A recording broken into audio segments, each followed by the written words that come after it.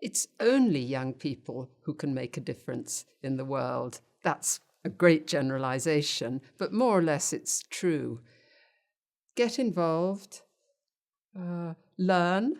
I'm a history professor, so I would say learn, but learning is a great way to find out what you can do. And the United Nations and other international organizations or global organizations have a tremendous need for the active engagement of young people. And I mean really young. The largest issue the world faces is peace. It's always peace. But at this point in our shared history, there's another issue which is just about as great and as challenging as peace, and that is the challenge of global warming.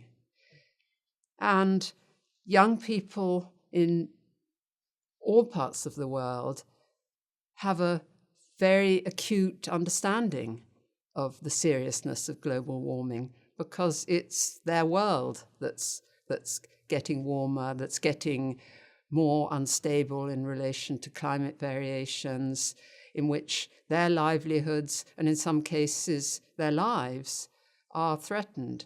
So those peace and climate change are overwhelming issues, and both are very closely related to a sustainable economy and to the availability of good, useful, creative jobs for young people. The United Nations has the value that without the 2 generations of history of the United Nations, the world might have blown itself up.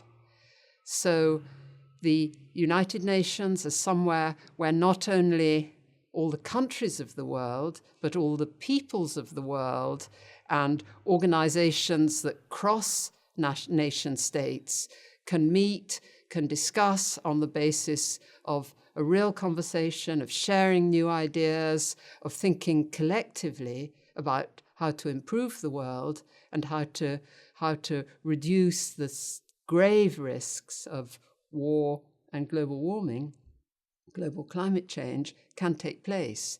So I think the United Nations has never had as great a role as it potentially has over the coming generation. Ted Turner invented a new way of seeing the news, which was also a new way of seeing the world, through his vision of cable news, starting in the United States, but very, very rapidly becoming something worldwide. And the world hasn't been the same since.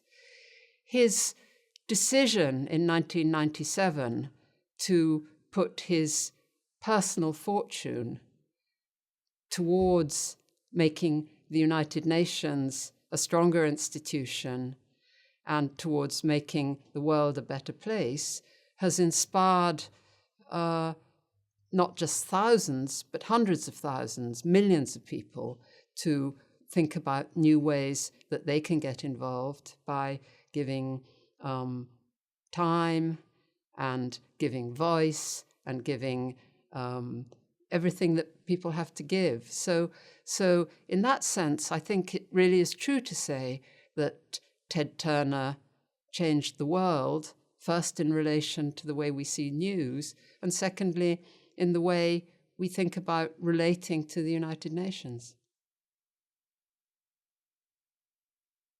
The United Nations belongs to everybody in the world. Every country, just about every country, is a member of the United Nations.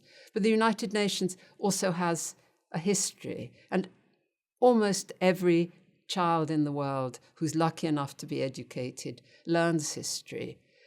One of the great challenges now is to think seriously and critically and constructively about the history of the United Nations itself, to think about how to conserve those resources that exist, those archives that exist, those sound archives that exist about the UN's own history, but also about the history of how different individuals, different countries, different groups of peacekeepers, different groups of nurses have themselves been involved in the United Nations over more than 60 years. And that's something that is exciting for every country in the world. And it's something where young people who love history can really make a difference.